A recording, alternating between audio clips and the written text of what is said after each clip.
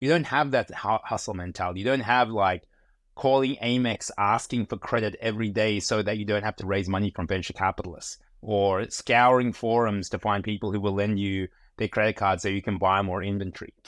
Like crazy stuff I did, crazy stuff, right? Just to make sure I was able to keep afloat. That's not cool. That's not sexy. That's not what you learn in law school, but that's the shit that makes businesses work in the beginning. Hey, what's up, guys, and welcome to 5-Minute Founders, the show where we pick the brains of actual founders for the strategies, growth hacks, and stories of how they started their own companies. My guest today is a serial entrepreneur with 3 successful exits under his belt. He has started 2 cryptocurrency unicorns and is currently the co-founder of Nillion, a new internet infrastructure for the private storage, computation, and decentralization of data. Andrew Masanto, welcome to the show. Hey, my pleasure. Really great to be here. Let's jump right in here. How do you describe your personal mission? So my personal mission has changed over time. So, in the very beginning, I was really concerned about making money, about how to survive, because while I was a lawyer, when I stopped law, I ran out of income. And it was a point, my attempt to stop law was a point of ridicule for all the peers that I had within law. And so from there, it was sort of about just proving them wrong and making sure that I made ends meet and could meet my bills, right? So there was this sort of desperation phase. But there are different phases in life. And as you exit out of that desperation phase, you come to a point where what matters to you, really, what matters to me anyway, is doing cool things and making an impact. And I would say in that order, I really wanted to do cool things, just things that I thought were cool. And I really wanted to make an impact. For me, that was the second phase of sort of my personal mission. And then the third phase, and I would say that that's the global phase, but on a more localized level, the objective that I had was really helping the people around me achieve my goals, because there's the people that you affect with your businesses, and that's impacted by sort of the global mission, if you like. And then there's the impact that you have on the people around you and helping them achieve their goals. So I really wanted to help the people around me, my immediate employees, and some friends achieve their goals. And I think by large part, I've accomplished that. And I also wanted to make a more global impact towards things that I thought were really cool. Absolutely. Yeah, you've had a couple of big successes in the cryptocurrency world. Was there anything in particular about those ventures that were really appealing to you? Yes. So I started off actually learning internet marketing with your founder, Sean Sheik. And that was when I was in that sort of, I want to be able to make money desperation phase, right? Like, how do I make money? Well, marketing is a way that I can make money away from law, because I didn't enjoy law. So I will focus on marketing. As I progressed to the more global, either do cool things or make an impact phase, things that I found the most interesting to me were things that weren't well established. So in 2011, for example, that was Bitcoin. In 2015, 16, 17, that was sort of distributed computing, i.e. Ethereum, and this sort of perspective of a global computer. And then, beyond that, Hedera Hashgraph was a different consensus mechanism that could disrupt the blockchain, which was really interesting to me because the blockchain was so new. And then more, Reserve was the ability to provide a stable source of value to people to hyperinflated countries, but also people who just experience inflation. So mechanisms that we could design to basically protect against inflation. And then Nillion, most recently, is the perspective of blind computation. So imagine having an AI know everything about you, having your photos, text, etc., knows how you act. That's a very scary thing, especially if the computer itself knows. The computer, whether it's AGI or whether it's Bill Gates or Sam Altman or whoever, knowing your weights and how you think, right? That is not a great place to be for AI. But in Nillion, one of the things I say is all software should be blind. So what I'm trying to create here is a computation network where everything that happens is blind. No one knows how it's being computed, but it still works as a computer. So it's this concept of blind computing.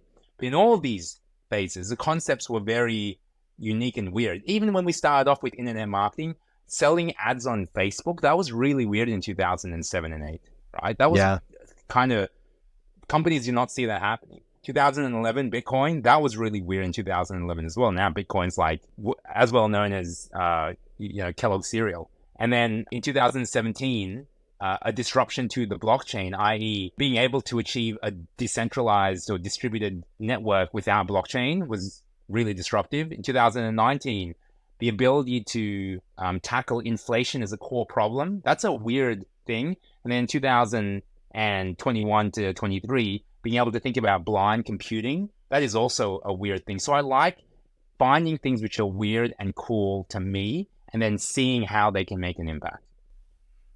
Absolutely. Yeah. Hearing you describe it, I can see that consistency throughout your whole story that I've sort of read here. We're going to circle back on a couple of those areas in just a moment, but can you tell us what are top 3 characteristics that you think make a successful founder? There are a lot of characteristics that make up a successful founder, and it really depends on if you're a technical founder, a business founder. So, the difference between Steve Jobs and Steve Wozniak, for example, right? Or some other sort of hybrid founders, right? There are several founders that play different roles that just got involved early enough to be called a founder, But in terms of like 3 generic characteristics, which I think it could be useful, and these are generic. Like I said, if you're a technical founder, the requirements change relative to a business development founder, relative to a co-founder who is your operations manager at this point in time. Maybe get less equity or whatever else, but is still at the founder level because you started with him, right?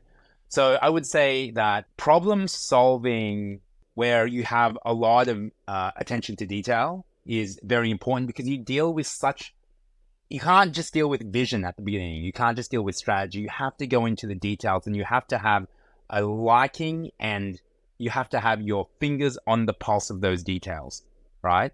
And the details will inform something very important, which is where the exponentials are, where the massive growth opportunities or product opportunities are. The more you know the market, and the more a founding team knows the market, and the more a founding team and a founder has attention to detail about that market, about the way they execute in the market, about everything that they're doing, and not just big vision guys, right? The more that exponential will arise from whatever it is that you're doing.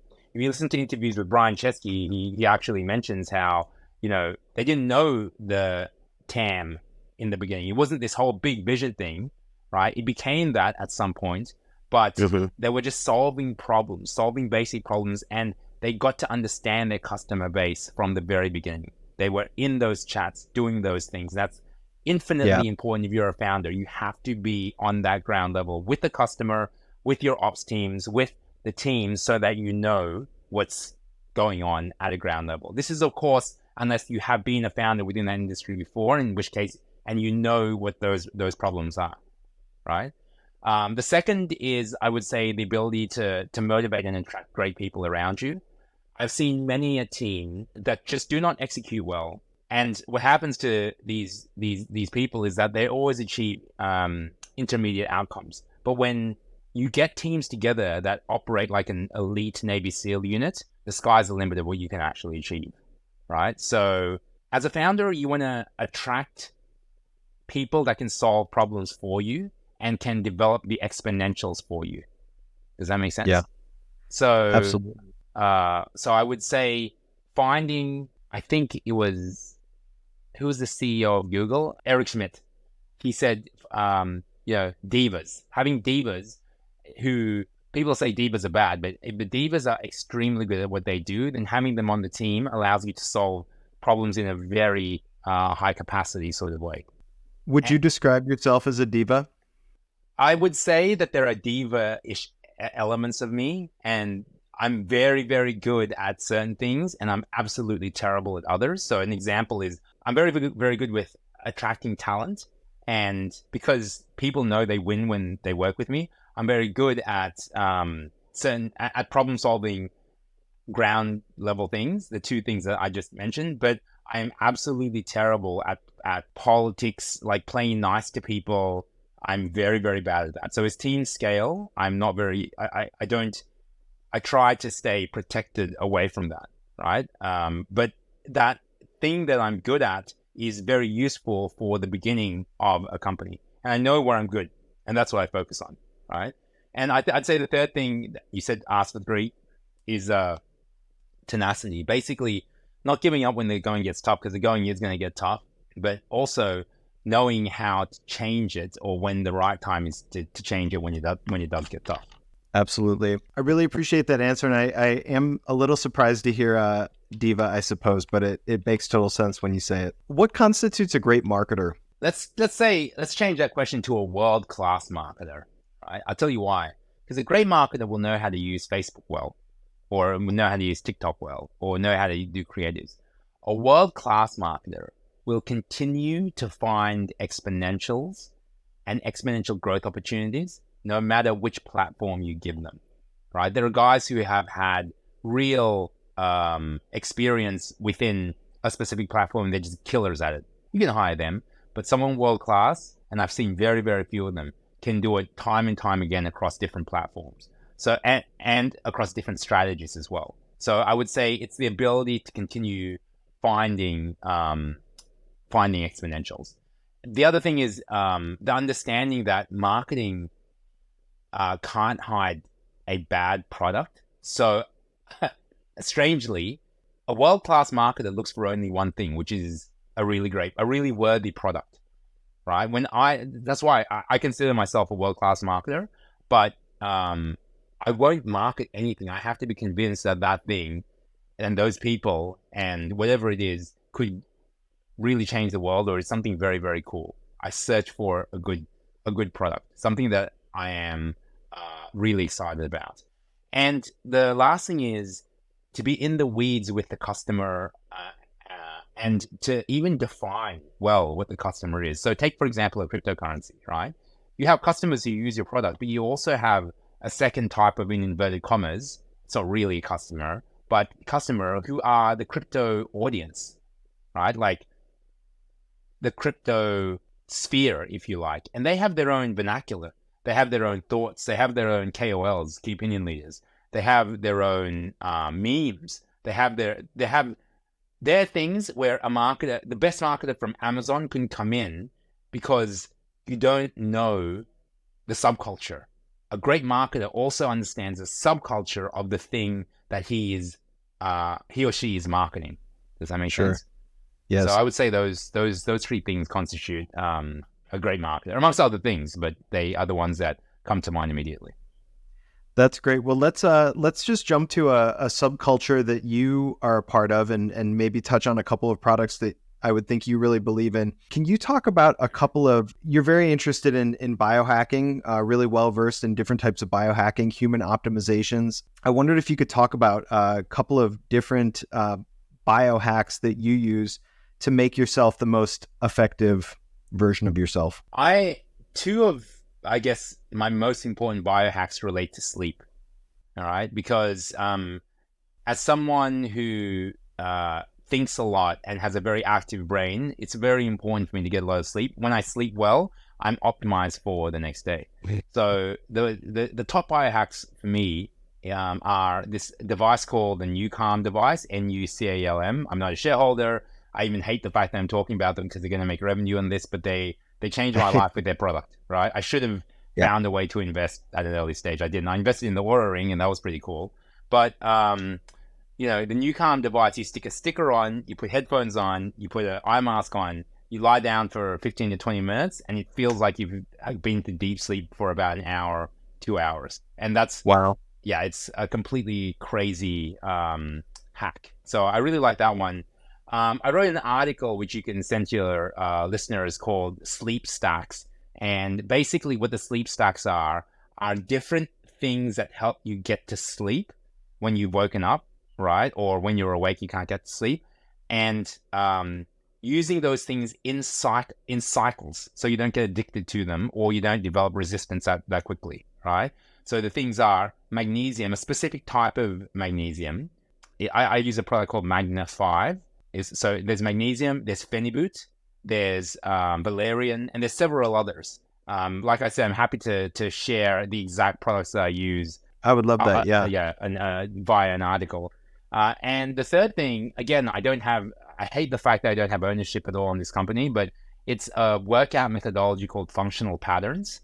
And the founder is very polarizing. So, the yoga people hate him, the deadlift people hate him, certain gym levels hate him, but you can't deny his results. And that's the type of person I really like. That's the type of thing that I look for both professionally and personally.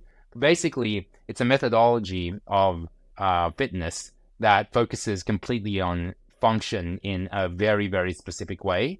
And that too has been a complete game changer for me. So I would say that those three things are the most important biohacks that I've, when we're talking about biohacks as opposed to more normalized things like, Peter Attia's 45, zone 3, zone 5 training. I don't know if that's considered a biohack, but zone 2, zone 5.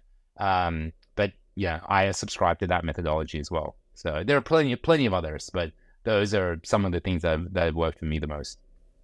Well, thank you. As someone who is a huge fan of, I aim for 19-minute naps. The new Calm thing is definitely something that I'll check out.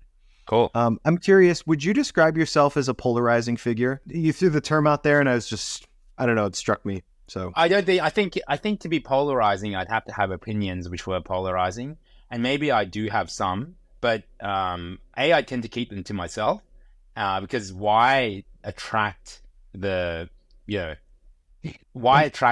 scorn of others?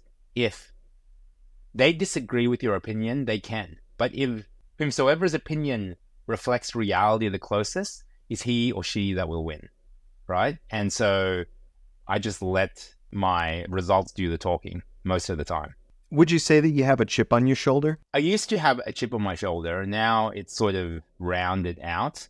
But that was because, when I was at law school, my companions laughed at me for starting my own company, for trying things. To try and make ends meet, I started doing promotions. Can you imagine, the top law school? Imagine you went to Harvard Law and all your friends were becoming lawyers and bankers, and you became a nightclub promoter.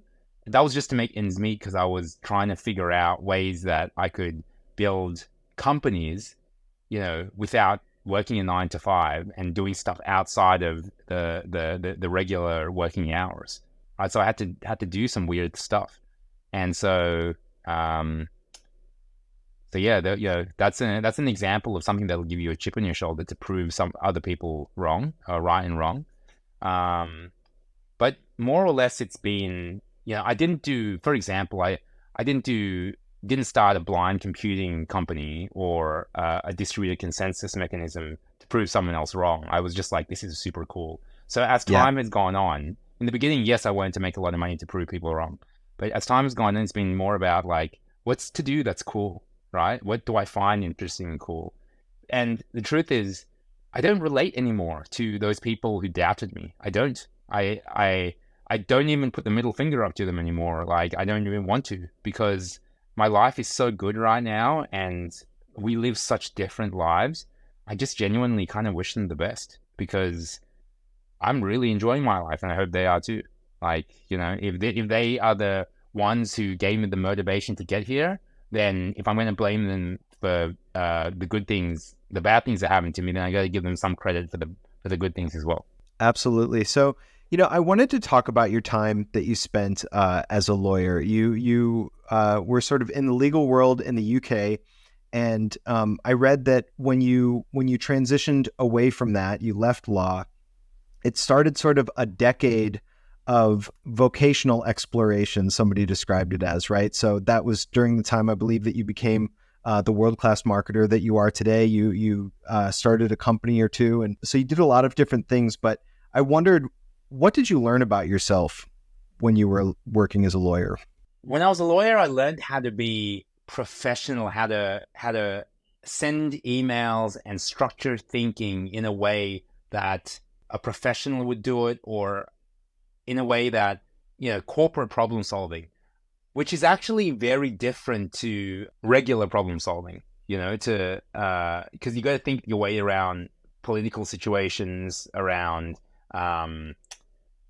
industry issues, etc., etc. So in essence, what it did was it just shaped my thinking so that it was sharper around more complex topics. Because as a lawyer, especially within Linklaters, which is the law firm I used to work for, I was dealing with fairly complex issues in, very large asset sale and purchase agreements, et cetera, and that sense of thinking, alongside the, professional communications, the ability to stick to deliverables, and just general commercial sensibility was very useful to me. I mean, in fact, I consider that anyone who comes out of university and has a good university, or maybe not even a good one, but has good work experience and has proven themselves over the course of 2 to 3 years, if you're one of those guys, give me a call. Like, I want to work with you. Let's get rich together, because you are in the exact right place. Does that make sense? Yeah.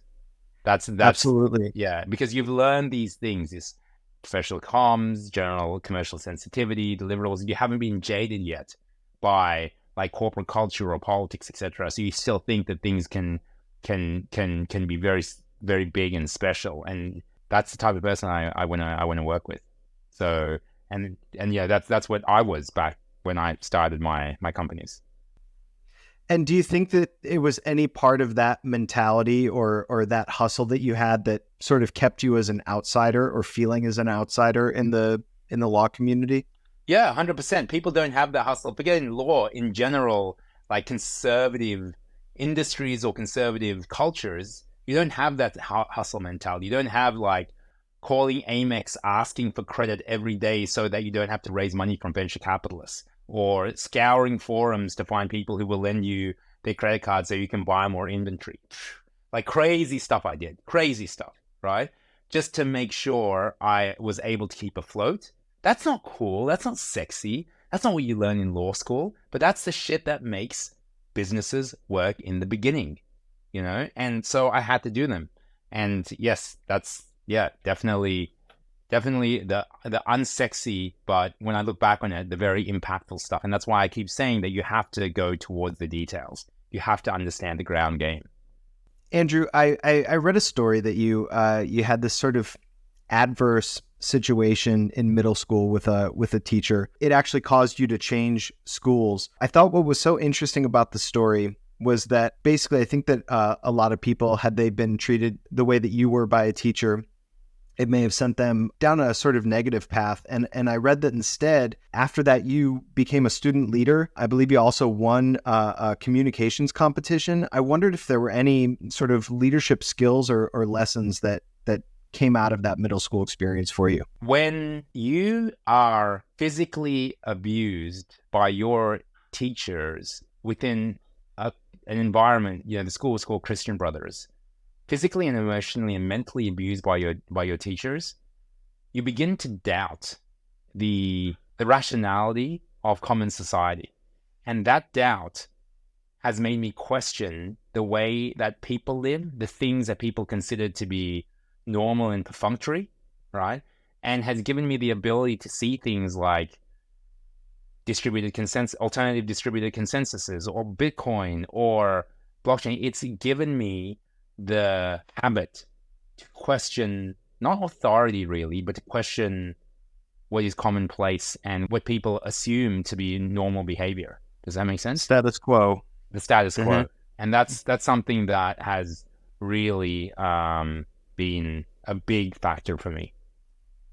Yeah, it seems like that spirit continues to be really alive in you and a lot of the different ventures that you've started. Yes. I wanted to talk a little bit about your current venture, Nillion. What was the sort of initial spark or idea that got you really excited about that idea?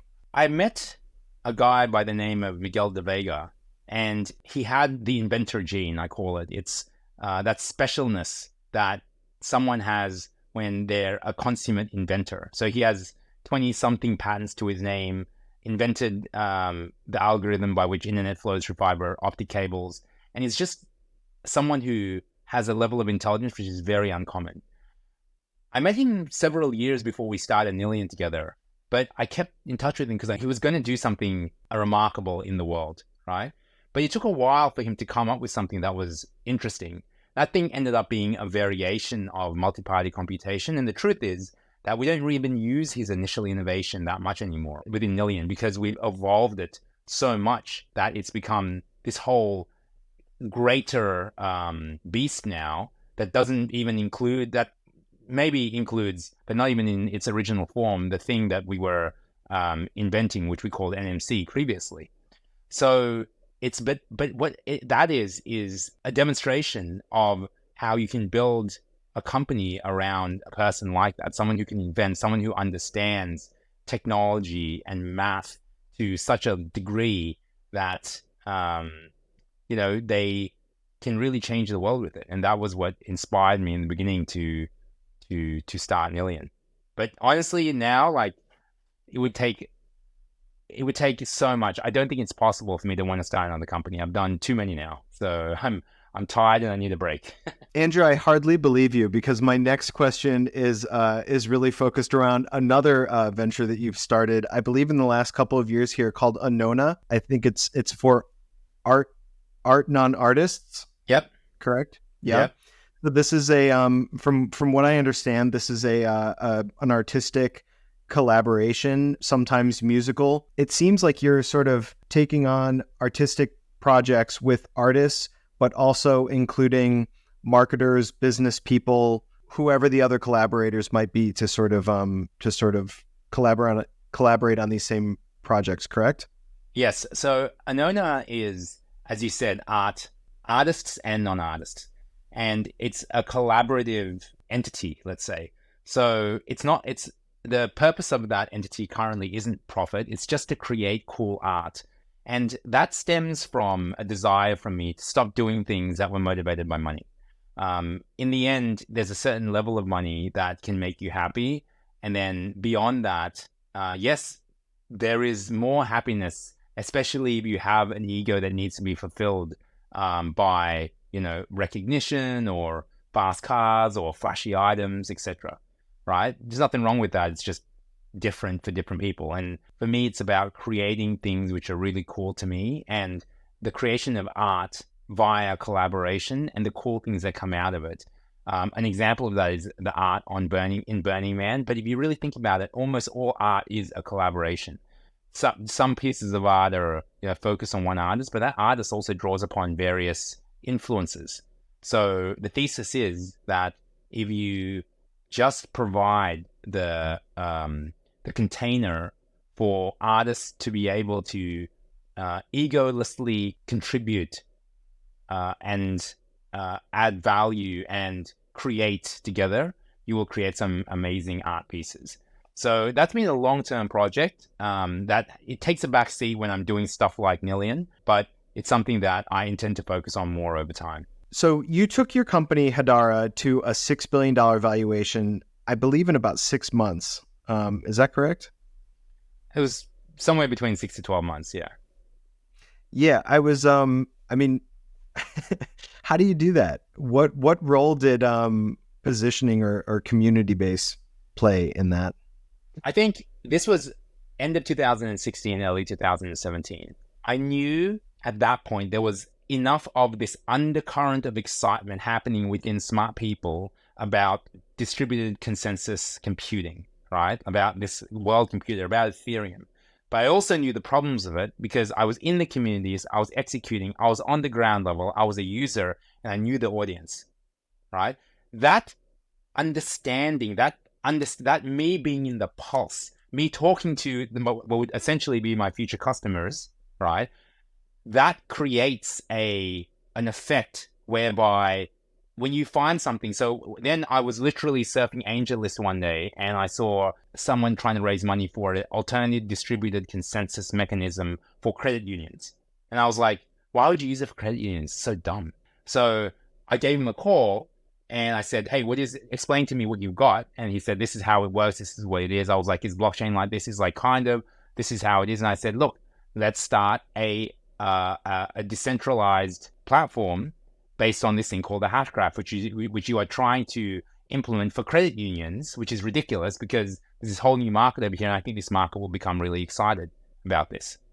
Now, when I went to the VCs, here's the thing. Everyone worships the VCs, but I was there with the people. I was there with the communities. I knew what they wanted. I knew how they thought, right? And because of that, I knew that the VCs who wouldn't back the project were wrong.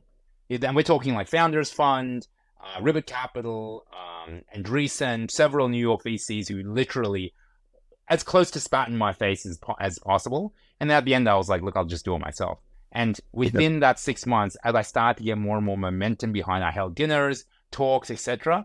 People started to find out about it. And because I was right about what the community and what people would find interesting, I was right that Ethereum would become big. And then I was right that a challenger to Ethereum would become big. That's how Hedera happened. And, within, like, as you said, 6 to 12 months, it was raising money at like a, $6 billion valuation when I couldn't get any of the Silicon Valley VCs to back me, no matter what valuation I had previously. They just didn't understand at that point in time. Does that make sense? I love that though. It's. I think it's exactly what you said before about what's a characteristic that makes a great founder. It's somebody who really understands the customer base intimately, and it sounds like that's exactly where you were. Yep, it's exactly what it was. Why don't you tell us where we can follow you, where we can learn more about you and your ventures? Sure, I'm on Twitter. I think my Twitter is Andrew Masanto, but I'm also on Instagram at Andrew Massa, ANDREWMASA, and my Twitter is at Andrew Masanto, my full name. Andrew, thank you so much. I really appreciate you spending the time, and I got such a kick out of reading about you this week and learning more about you, and you're really an inspiring figure. So best of luck with everything that you have coming. All right. Thanks, Matt. Appreciate you. If you are listening and are interested in exploding your own digital growth, you can get in touch with Jump 450 in the link below in the description at www.jump450.com. And do not forget to subscribe for more weekly episodes. We'll see you next time.